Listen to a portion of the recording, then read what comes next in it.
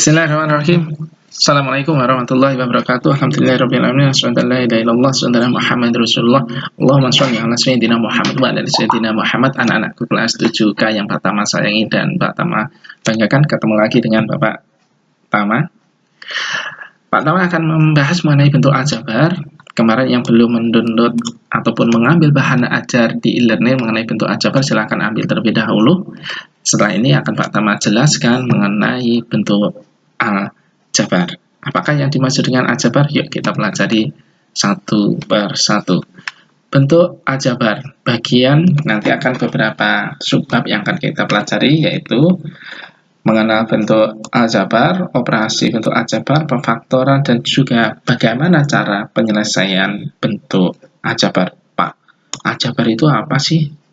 Nah, yuk, supaya lebih menarik kita tersenyum terlebih dahulu supaya nggak stres di masa pandemi ini. Oke, mengenal bentuk aljabar. Apa sih yang dimaksud dengan aljabar? Kita lihat. Aljabar di dalam matematika itu adalah simbol. Simbol yang mewakili sebuah bilangan yang belum diketahui. Nah, ketika simbol ini biasanya kan ketika matematika itu kita menggunakan angka. Ya kan, angka ataupun bilangan, tetapi dalam bentuk aljabar ini masih disembunyikan. Nah, penyembunyian ini kita simbolkan dengan menggunakan huruf.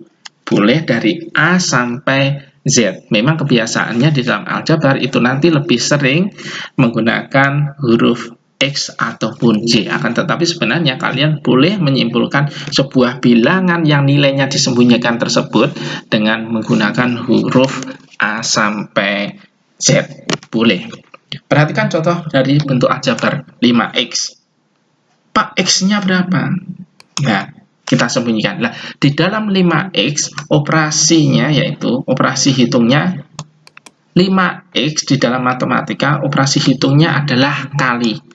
Ya, di sini tidak ada simbol kali, akan tetapi artinya yaitu kali. Jadi 5X kalau kita artikan operasi hitungnya yaitu 5 kali X. Paham? 5X artinya 5 kali X. Nah, seandainya 3A ditambah 7, operasi hitungnya walaupun di sini tidak ada kalinya, yaitu 3A, artinya apa? 3 kali A, kemudian tambahkan dulu 7. Lagi, 3A plus 7 artinya 3A silahkan nanti dikalikan dengan A, 3 dikalikan dengan A, ditambahkan dengan 7. 2M kuadrat min 3N. Artinya apa? 2 dikalikan dengan M kuadrat, baru dikurangi dengan 3 dikalikan dengan N.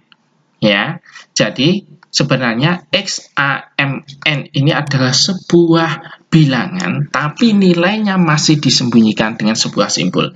Itulah yang disebut dengan aljabar.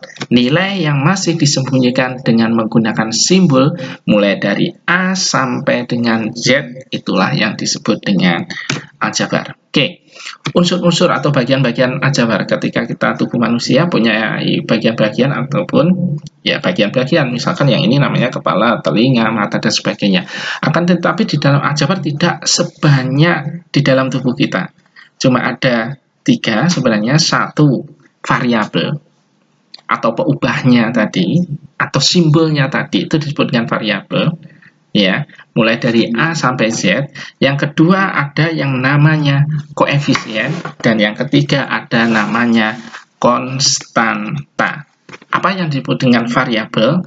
Yaitu simbol yang mewakili suatu bilangan dalam bentuk aljabar. Ya, nah, simbol ini aturannya di dalam matematika itu menggunakan huruf kecil, tidak diperkenankan untuk menggunakan huruf besar. Ya, jadi variabel ini yaitu simbol hurufnya yang menjadi simbol bilangan yang masih disembunyikan nilainya, itu namanya variabel. Nah, yang disebut dengan koefisien yaitu bilangan yang menyertai variabel, atau bisa dikatakan angka atau bilangan yang berada di depannya variabel, itu disebut dengan koefisien. Sedangkan konstanta itu yaitu bilangan apa? Bilangan dalam aljabar yang tidak memuat variabel. Masih bingung? Pak Tam kasih contoh.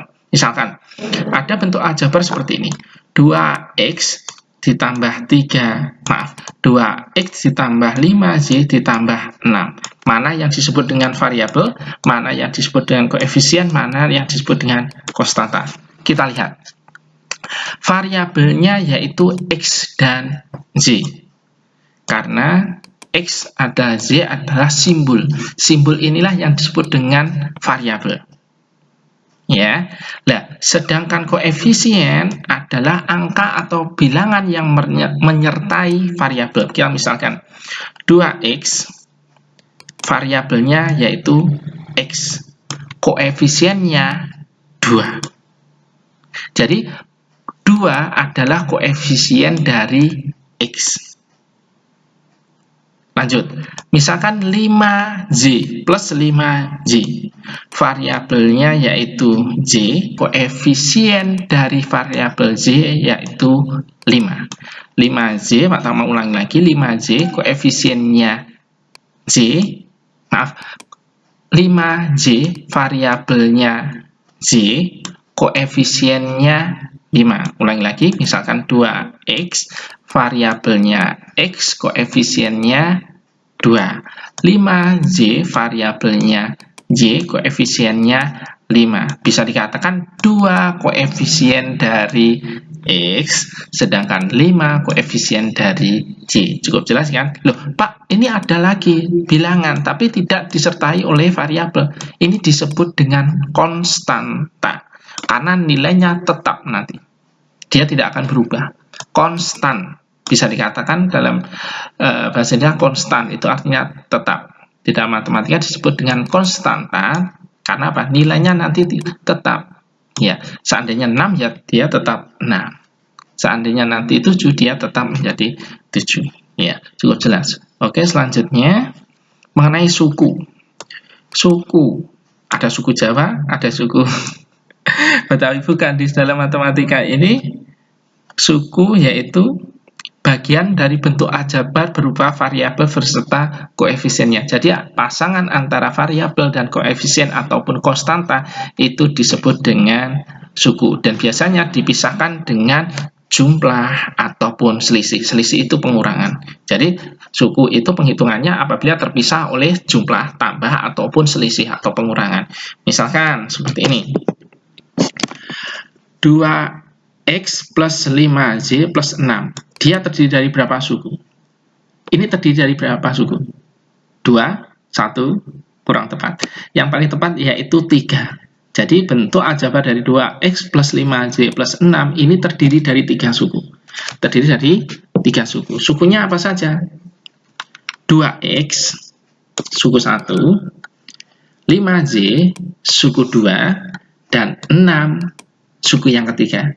Dia terpisahkan oleh jumlah ataupun terpisahkan oleh kurang. Inilah yang disebut dengan suku. Nah, suku di sini ada yang suku sejenis, ada yang tak sejenis. Syarat dari suku sejenis apabila variabelnya sama, walaupun koefisiennya berbeda. Maka ulangi lagi, bisa dikatakan suku sejenis apabila memuat variabel yang sama. Misalkan 3P dan min 2P. Dia disebut dengan suku sejenis. Karena apa? Variabelnya sama. Sama-sama memuat variabel P, walaupun koefisiennya berbeda. Contoh yang lain, 5A dan min 3A. Variabelnya sama, yaitu A. Ada lagi 10x dengan 100x. Dia sukunya sama. Atau disebut dengan suku sejenis karena variabelnya sama, yaitu x. Ya, suku tak sejenis apabila dia memiliki variabel yang tidak sama ataupun berbeda. Misalkan, min 2b dan 5b kuadrat. Dia sebenarnya sama di sini. Apa? Sama-sama muat variabel b. Akan tapi di sini variabelnya cuma b, yang sini b kuadrat. Berarti dia dikatakan tak sejenis atau tidak sejenis karena pangkatnya berbeda. Di sini cuma pangkat min 2b, Itu